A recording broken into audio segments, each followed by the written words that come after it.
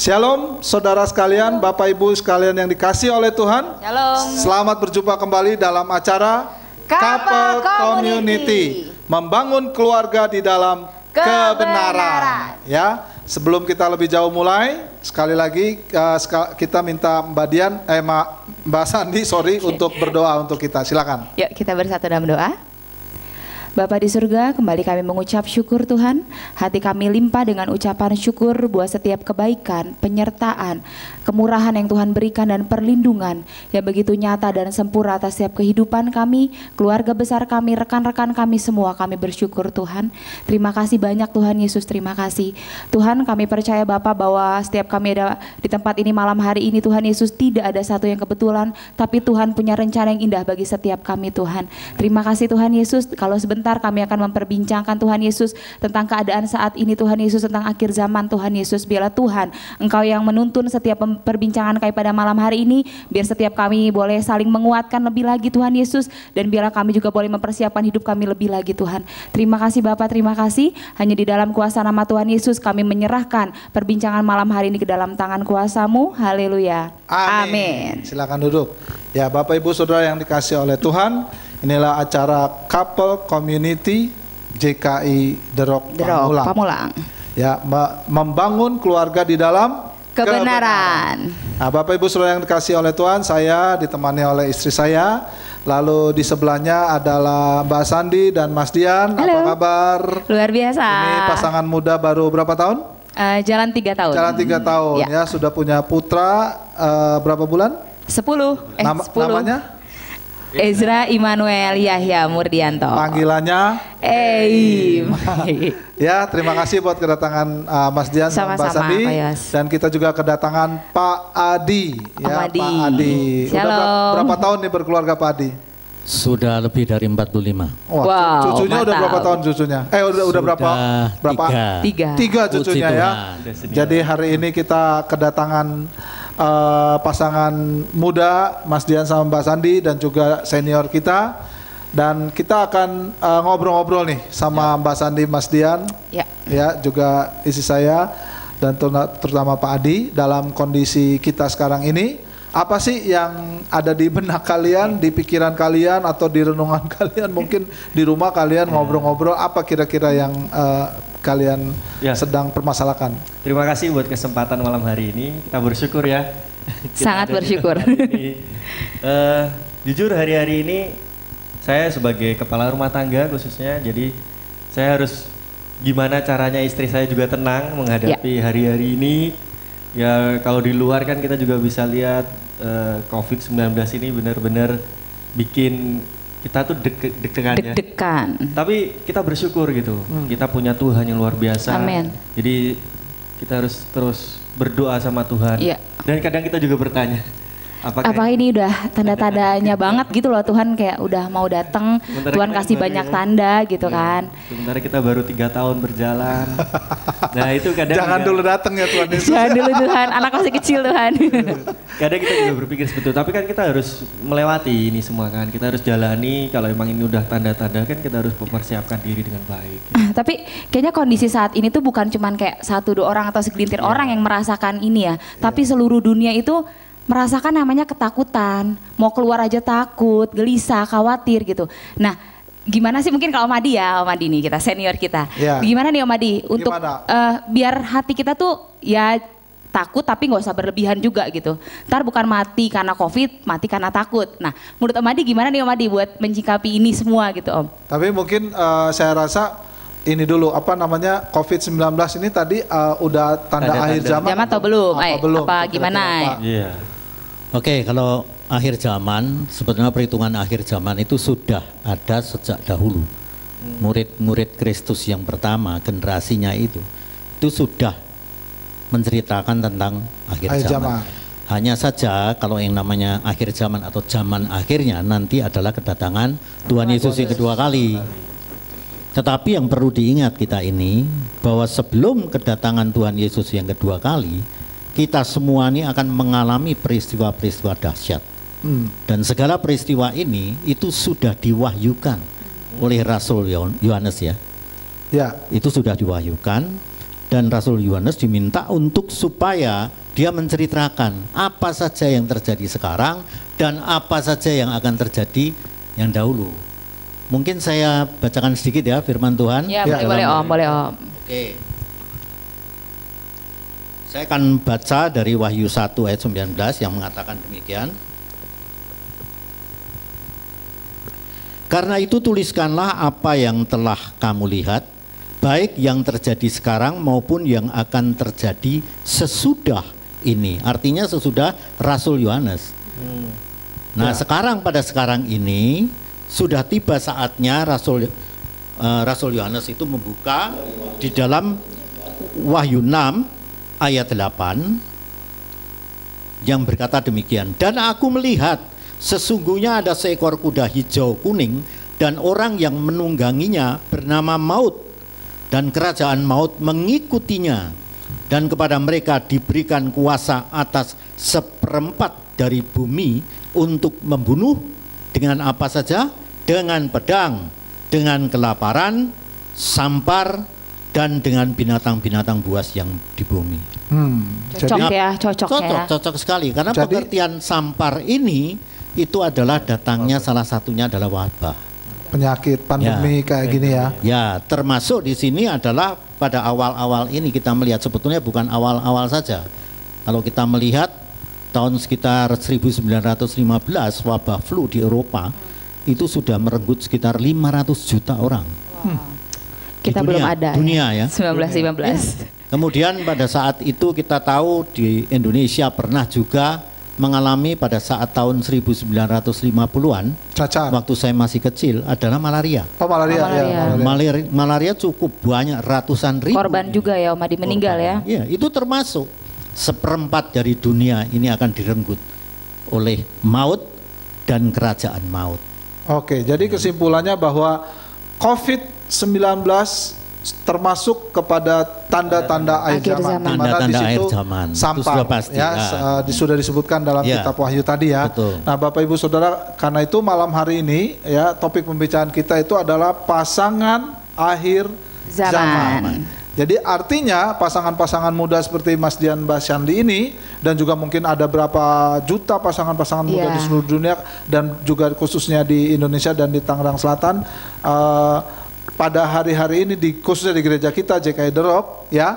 Nah, kita perlu menyimak malam hari ini, kita perlu berbincang. Jadi kalau nanti Bapak Ibu Saudara sekalian ada yang ingin menanyakan sesuatu, Bapak Ibu boleh menghubungi ke Facebook di situ langsung ya, atau ke nomor WA saya atau Mas Dian, seperti itu. Boleh, yang sudah tahu nomor WA-nya di sini, kita masing-masing, terutama Pak Adi sama saya, sama istri saya, kita pegang HP, kita bisa langsung lihat pertanyaan kalau ada ya.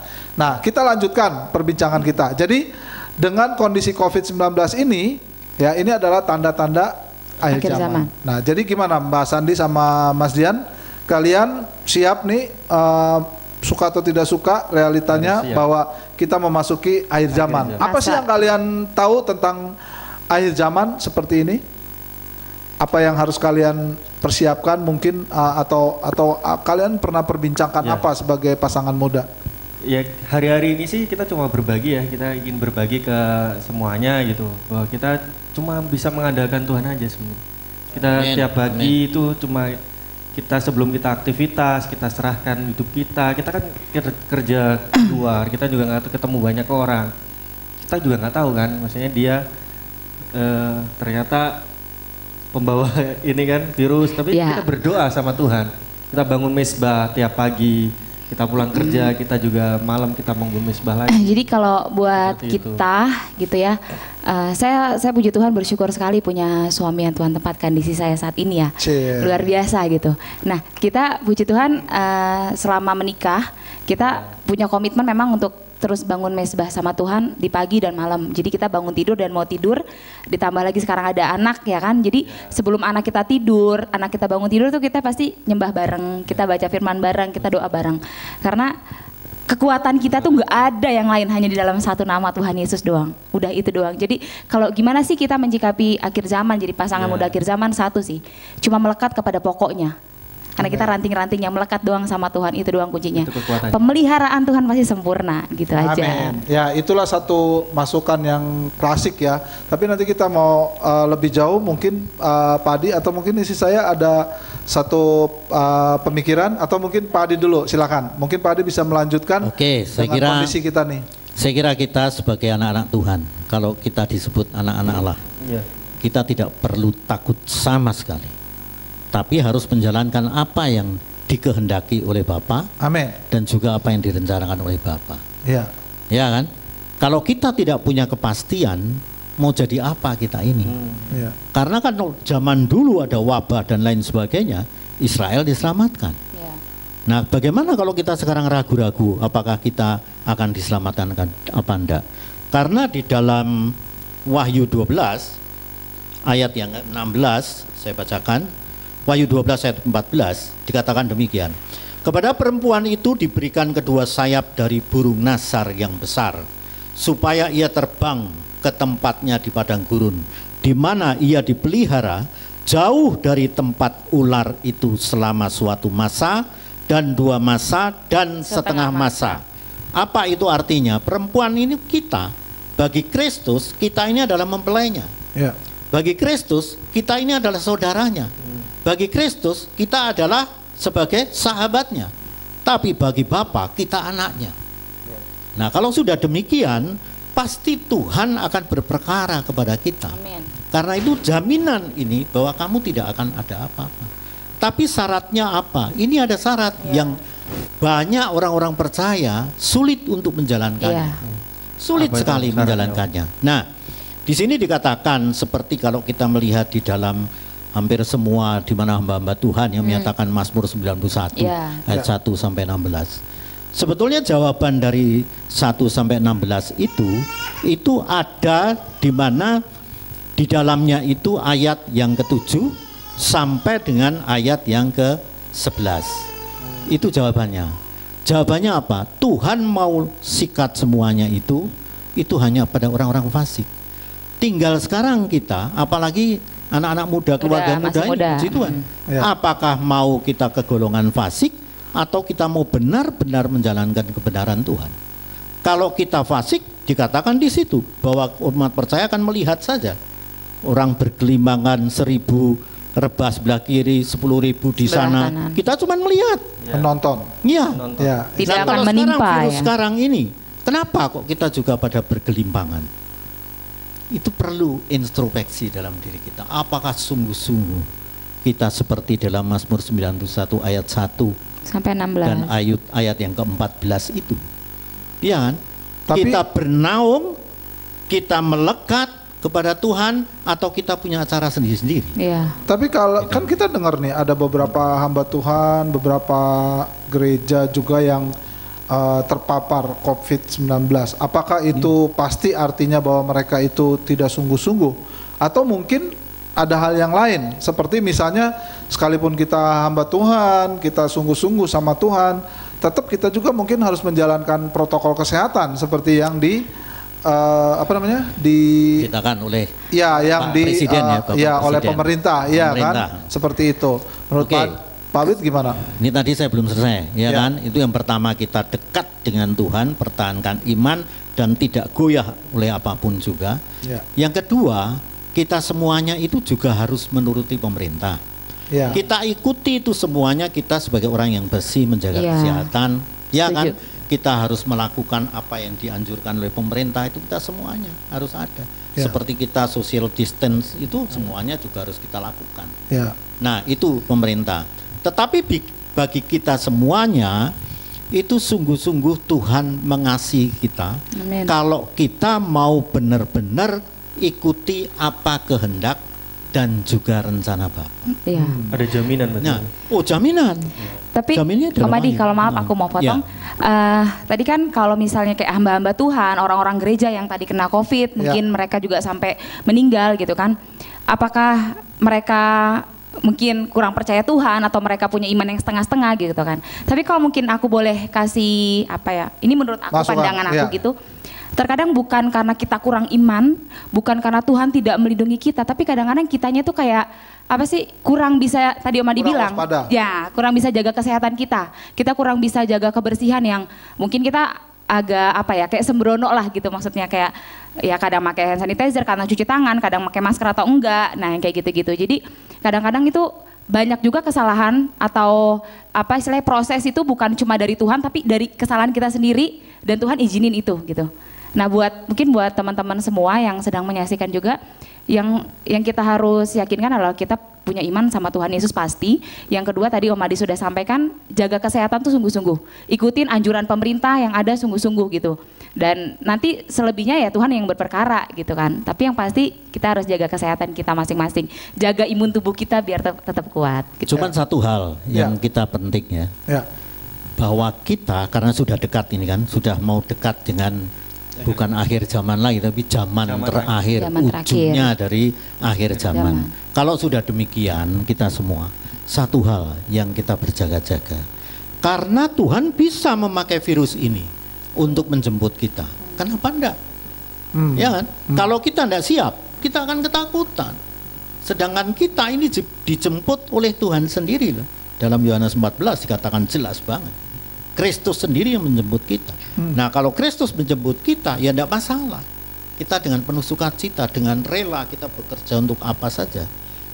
Itu yang penting. Nah disinilah yang dimana anak-anak muda sejak sekarang dalam mendidik anak dan lain sebagainya punya orientasi sendiri. Bukan orientasinya mau hanya di bumi terus sepanjang biar dia hidup panjang umur terus saja di bumi. Tidak seperti itu. Atau sebaliknya. Nah, ke surga terus. Betul sekali Bapak, betul sekali. Kita harus punya orientasi sekarang sejak bayi, sejak anak kecil, yaitu bahwa orientasi kita adalah di mana ada langit dan bumi yang baru. Itu kehidupan permanen kita. Apalah artinya di bumi? Nggak ada arti. Ya kan? Besok udah bisa makan, besok bisa makan. Itu semua akan kita hadapi terus dalam kehidupan ini. Tapi kenapa terus kita mencari kesenangan kita sendiri-sendiri? Ayo cari Tuhan. Seperti dalam Yeremia 17 ayat 7. Kayak apa itu? Andalkan Tuhan. Kita mana pernah andalkan Tuhan. Nah, karena itu saya minta semuanya. Bukan ini, saya bukan mencela gereja-gereja, tidak sama sekali. Itu tergantung mereka sendiri. Tetapi bagi kami itu semuanya. Ayo kita semuanya cari Tuhan, itu bukan sekedar main-main. Betul. Tuhan mau bergaul, Tuhan mau bersekutu, Tuhan mau juga ada relasi. Dan Dia ingin, Bapak itu kan dalam Yesaya 30 sudah mengatakan bahwa sudah rindu menanti-nanti saatnya untuk menolong kita. Tetapi apa yang kita perbuat? Tidak pernah respon tiap harinya kepada Tuhan. How come-nya? Nah ini yang saya yakin itu. Sehingga kita bisa klaim Mazmur 91. Tidak bisa kita ngeklaim Mazmur 91 kalau kita bukan hanya kita melihat semua orang fasik pada bergelimpangan. Buktinya tidak. Nah terus gimana ini? Kapan kita bisa ngeklaim? Kalau kita bisa ngeklaim ya karena kita bukan lagi orang fasik. Tahu kan orang fasik? Orang yang tidak percaya kepada Tuhan. Oke. Gitu. Jadi kita tetap fokus kita yang utama adalah kepada langit baru dan bumi yang baru. Sekarang ya kan? Itu harus kerajaan Allah. Betul. Kita tetap fokus utama ke sana. Betul. Tapi bukan berarti terus kita nggak mengerjakan di ini gitu ya. Tidak waspada dengan kondisi kita sehingga kita seolah-olah bersikap seperti yang penting saya ke surga, kan nggak gitu juga kan. Tetap kita harus mempertanggungjawabkan kehidupan kita sekarang. Nah, terutama sebagai pasangan muda. Terutama ya kan? Itu karena perjalanan mereka kan masih panjang. Betul nggak? Masih sangat panjang, masih baru. Iya kan? Ya, jadi, tapi ingat juga Tuhan bilang apa? 1000 tahun sama dengan satu hari. Satu hari sama dengan 1000 tahun. Anda kira Tuhan masih lama, tiba-tiba dia sudah di depan kita. Itu maksudnya. Tapi kita kira ada di depan kita, ternyata masih lama. Yang penting kita di sini adalah siap-siap, bersiaga di dalam perjalanan kebenaran kita, yaitu Kristus Yesus. Nah, kita kan lagi bicarain akhir zaman ya. Ini kayak sangat tertarik gitu. Kan akhir zaman, kita selalu dengar kata 666. Nah, di sini kan ada negara mana yang sudah pakai chip 666. Amerika katanya. Amerika ya, Amerika udah pakai. Sudah mulai isunya begitu. Dengar-dengar juga katanya di Indonesia ini sudah hampir ada atau gimana yang di ya ini baru dengar-dengar aja, ada di Banten bilang, di mana dibilang gitu. Nah, menurut Om Adi, Koyos gitu, dengan akhir zaman seperti ini, contohnya tadi udah ada nyata apa tanda-tandanya Covid ini saat ini. Nah, gimana dengan 666 tadi? Ya. Gimana itu tuh Om Adi? Pertanyaan yang sangat bagus nih dari Mbak Sandi. Tapi Bapak Ibu sebentar, ini ada WA yang masuk. Ya, ada seorang ibu yang bertanya, minta tolong dijelaskan dengan gamblang apa sih itu pasangan akhir zaman. Wah, ini tadi sebetulnya di awal sudah sempat saya jelaskan sedikit ya. Jadi pasangan akhir zaman itu adalah pasangan-pasangan muda terutama yang mereka baru saja menikah, atau ya intinya kita seperti kita lah, pasangan-pasangan yang hidup di akhir zaman. Nah, apa yang harus kita persiapkan? Nah, terutama dengan kondisi kita sekarang COVID-19.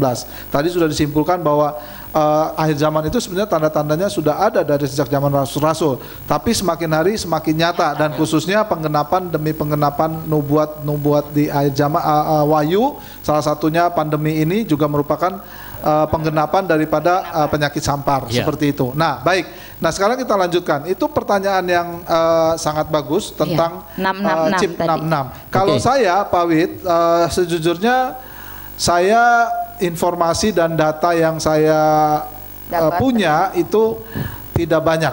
Makanya sebetulnya kami pingin nih mengundang kapan-kapan, sebenarnya pingin sekali mengundang Pak Pendeta Nehemia Yongki bersama istri, karena saya sempat merasakan mereka mungkin, terutama Pak Yongki, banyak data yang bisa kita dengarkan, terutama nanti mengenai pertanyaan ini. Nanti pertanyaan ini menurut saya sih bisa kita lanjutkan di kemudian sesi hari, berikutnya. Sesi berikutnya. Okay. Tapi mungkin untuk saat ini Pak Wid ada masukan, silakan. Saya kira Pak. pertama tadi siaga penting.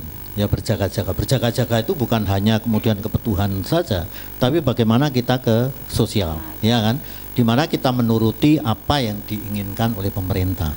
Karena pemerintah itu juga pewahyuannya juga dari Tuhan sendiri memberikan pewahyuan. Nah, masalah 66 itu begini, untuk pasangan muda dengan banyak seliwar-seliwar di sini berita-berita itu yang penting kita tidak gentar dan kita tidak takut, tidak cemas, tidak khawatir. Tetapi ada yang iblis dan setan-setannya ini memakai dengan cara lembut yang kita hampir tidak bisa lihat. Gimana tuh? Yang itu hampir semua. Bukan masalah 666 atau 666 ini, tapi apa? Materialistik. Itu yang membuat hancurnya anak-anak Tuhan yang sebetulnya sudah mulai mau ikut Tuhan, tapi diiming-iming dengan macam-macam, dia harus ikuti gitu semua. Ya. Ini yang berbahaya. Justru ini yang kita harus siapkan. Karena ini yang paling sulit, terutama di Indonesia. Maksud saya gitu. Ya, malah kita nggak menyadarinya. Malah kita nggak menyadarinya. Kita digiring ke situ. Ya, mungkin di negara lain enggak, sudah makmur apa dan lain sebagainya. Tapi justru mereka menjadi apa? Menjadi orang yang tidak percaya lagi sama Tuhan kan? Ateis jadinya. Nah, itu berbahayanya tetap ada. Tapi di Indonesia ini yang perlu kita hati-hati dan bersiap-siap. Ya, betul. Itu satu paket sebenarnya, Bapak Ibu Saudara sekalian ya. Kalau yang saya pahami bahwa tentang materialistik itu Alkitab menyebutnya dengan istilah mamon. Iya kan? Nah, mamon dengan Babel itu satu paket. Jadi kalau kita pelajari, baca di kitab Wahyu, ya nanti di akhir zaman itu akan bangkit Babel, akhir zaman. Kalau nggak salah seperti itu. Nah, itu paketnya juga dengan mamon. Jadi betul sekali Pak Wid katakan bahwa sebenarnya bukan soal hanya chip saja 666 gitu kan. Ini sebetulnya perlu kita bahas, perlu kita gali lebih jauh ya. Tapi malam ini kita mungkin tidak bisa menggali. Waktunya terbatas. Tapi poinnya adalah seperti yang disampaikan oleh Pak Adi tadi bahwa bukan soal chipnya saja, tapi kita nggak sadar bahwa selama ini kita sudah diseret cukup jauh oleh mamon. Yaitu materialisme. Ya, dengan harta kekayaan dunia, sehingga seolah-olah hati kita begitu terseret dengan keindahan. Karena hampir semua orang kan mengejar itu semua. Hampir semua orang di Indonesia ini terus kejar itu. Lupa kita bahwa kita harus kalau istilah anak muda itu memberikan waktu yang baik atau apa, quality time ya, kepada Tuhan. Ada ruang untuk dalam hidup kita bagi Tuhan. Hampir tidak ada semuanya. Dengan sibuk dibuat luar biasa. Ya, betul. Ya kan, ini yang harus saya bagikan kepada anak muda. Kita perlu tahu, seorang bayi sudah dibuat oleh Tuhan sendiri dalam rahim. Terus dikerjakan sampai dia lahir, dia diberi kuasa untuk melawan kejahatan, kata Tuhan. Nah, setelah itu diserahkan kepada Bapak Ibu bagaimana pemeliharaannya. Ini yang penting. Makanya jangan dibilang terus-menerus hanya memikirkan bahwa kamu nanti kalau besar kayak gini nanti enggak. Harus kepada Tuhan. Tuhan itu siapa? Tanami nilai-nilai kerajaan Allah ya Om Adi ya. Betul sekali itu. Mutlak itu tidak ada lain. Wajib. Bisa sampai kerajaan Allah itu tidak ada lain. Ya. Soalnya jalannya Kristus. Bapak Ibu Saudara sekalian, kita masih ada sedikit waktu lagi sebelum kita akhiri. Mungkin nanti istri saya ada komentar sedikit. Tapi sebelumnya ini tadi ada yang masuk ke WA saya satu komen ya, komen dari pemirsa. Bagaimana cara kita sebagai pasangan dalam menghadapi kondisi akhir zaman? Apakah sekarang bisa dikatakan akhir zaman? Ya.